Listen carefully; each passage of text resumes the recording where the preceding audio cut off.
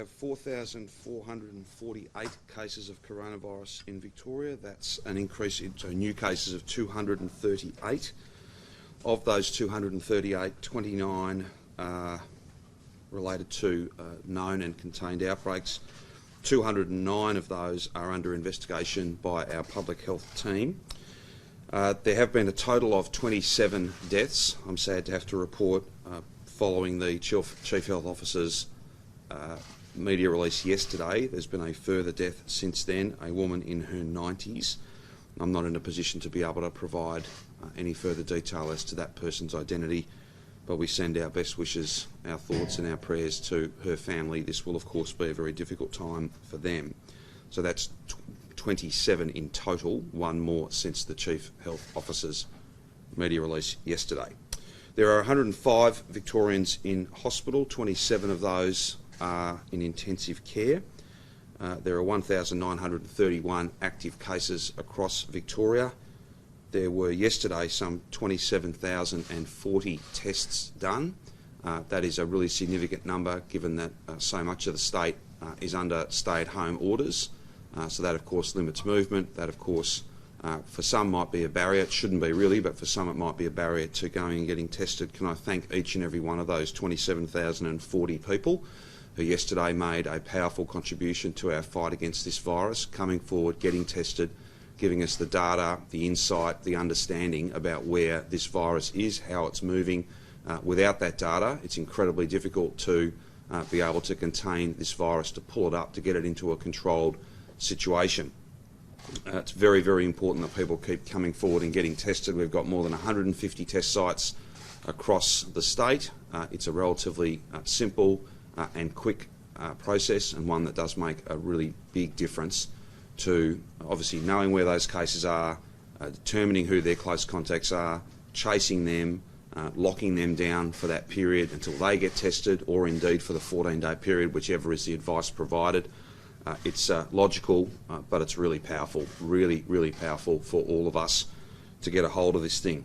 Can I just give you the total number? That means 1,197,392. So the best part of 1.2 million tests have been conducted since January 1, and our testing rate per 100,000 people remains one of the highest in the world. So that's the daily update. They are all the figures. In terms of broader messages and advice to Victorians, this is very, very serious. We haven't got these stay-at-home restrictions in place for any other reason than they are the best medical advice to try and bring some stability and then a sense of control to this global pandemic as it presents here in our state. The vast majority of people are doing the right thing, and I'm very grateful to each and every one of them. They, by doing the right thing, are making a really complex and challenging task just a little bit easier. So I would continue to call upon all of those Victorians who are obeying the rules, making sacrifices large and small, know and understand that you not only have our gratitude, but you are central to this strategy working and us having a lockdown that doesn't run any longer than it needs to. If, however, people do not do the right thing, then we will have to move to additional restrictions being put in place, and we will have to potentially prolong the period where those restrictions are in place. Nobody wants that. No one wants a situation where, because of the choices of a few, the vast majority of Victorians have to endure these very frustrating and challenging restrictions any longer than they should. So again, thank you so much to every Victorian who is doing the right thing. It's something that makes you very proud. I'm very grateful, and I just want to be really clear though that anyone who's not doing the right thing, Victoria Police are out in force. Deputy Commissioner Rick Nugent has joined me today, as well as Police Minister Lisa Neville. Lisa will speak next in broad terms about enforcement activity, and then Rick's more than happy to speak to you about some of the pretty poor choices that they have uncovered, and they will continue to do that work. Not only is it the wrong thing to do, it's just not a very smart thing to do. Victoria Police are out there with a very clear agenda, and that is to make sure that these stay-at-home orders work through a very high degree of compliance, The time for warnings, the time for cutting people slack is over. Where we are is in a very serious and deadly position. These hospitalisation numbers are a great concern to us.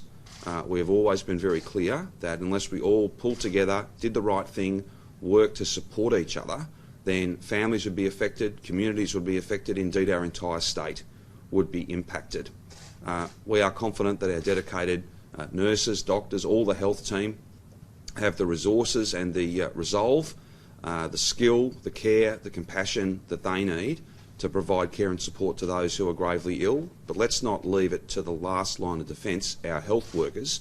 Let's instead appreciate and understand and, frustratingly, embrace the fact that we are the front line. Every family, every Victorian doing the right thing is a massive contribution to us getting on top of this and being able to then again resume a process of easing the restrictions that I know are challenging. I know they're difficult. No one is enjoying this. But the alternative, well, there really isn't one. This is the only way forward. It is based on the best of medical advice, and it will work if everybody works with me and my team, a team that is thousands big, but even a team that big can't do it on its own. Every single Victorian has to play their part. And again, let me make it really clear, I'm so grateful and impressed and proud of all of those Victorians who are doing the right thing. And you see it in the traffic data, you see it in, as you move around the city, spaces that would normally be quite crowded are not. And that's exactly the outcome that we want to see for these next 5 or so weeks.